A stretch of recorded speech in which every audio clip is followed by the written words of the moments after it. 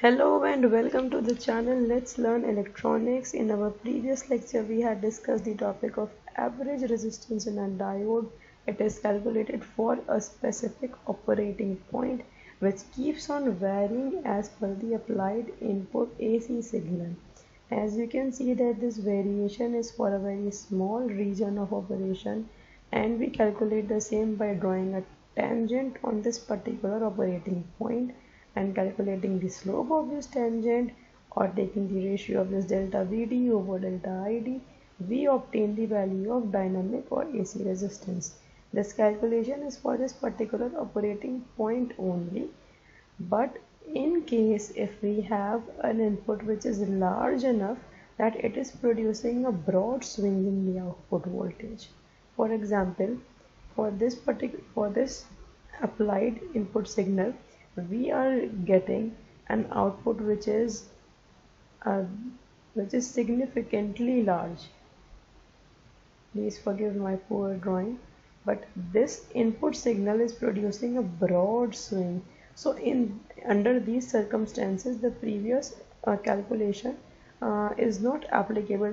That formula or that calculation cannot be used because it was only for a particular or specific operating point, calculating the small changes in the output current. But here the range of variation is wide, it is big. So for this we just draw a straight line in between these two intersections, and we calculate the average of all these values, like average between the minimum and maximum limits. We calculate this value and we obtain the average AC resistance. It is useful to calculate average AC resistance for larger fluctuations consideration when we are doing large signal analysis, and when we are in future slides when we will be studying diodes, equivalent circuits. So for those calculations we will be needing average AC resistance. Let's try to understand it by this definition. The definition says if the input signal produces a broad swing as shown here, we get average AC resistance by drawing a straight line between two intersections established by the maximum and minimum values of input voltage. We can calculate the RAC. Let's consider an example. This is an applied input voltage delta VD. These are the numerical values. So for this input voltage 0.65 volts to 0.725 volt, we are receiving a significant amount of output current. The minimum value is 2 milliampere, and the moment the voltage increases, it sharply rises to this maximum value of 17 milliampere. So for this broad swing we will be calculating the average AC resistance. Let's take the difference between these maximum and minimum values, put the values over here in this formula. Keep a pencil and a paper in your hand. You can calculate all these things by yourself, so you will understand it better.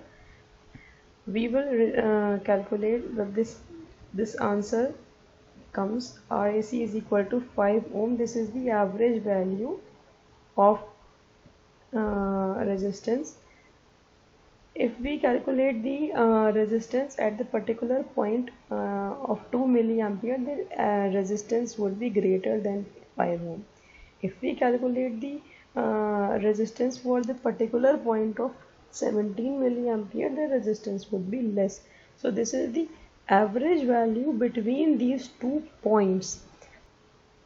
Calculating the average AC resistance is useful for large signal analysis. Let's quickly summarize all the resistance levels. We have also covered DC or static resistance in the very first lecture. This is for this particular operating point where the input signal is also fixed. It is DC in nature, and we are getting a fixed DC output current. So everything is fixed here. The calculations are the simplest.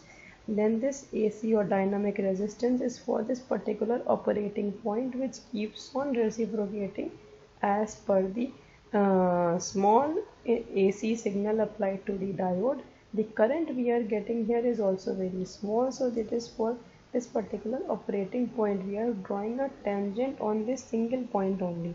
But here the range of operation is wide, so we are having two values, maximum and minimum, and between these two values we draw a straight line and calculate the average of this entire range. I hope you have understood this concept, that we have got 2 points here and we are calculating the average between these 2 points, between these two limits. In case you have any doubt, you can connect with us on this email ID, or you are struggling with academic writing work, or you need any kind of assistance, please drop us an email and we will get back to you. Don't forget to like, share and subscribe the video. Do share it among your peer group and click on the like button. Thank you for watching. Bye bye.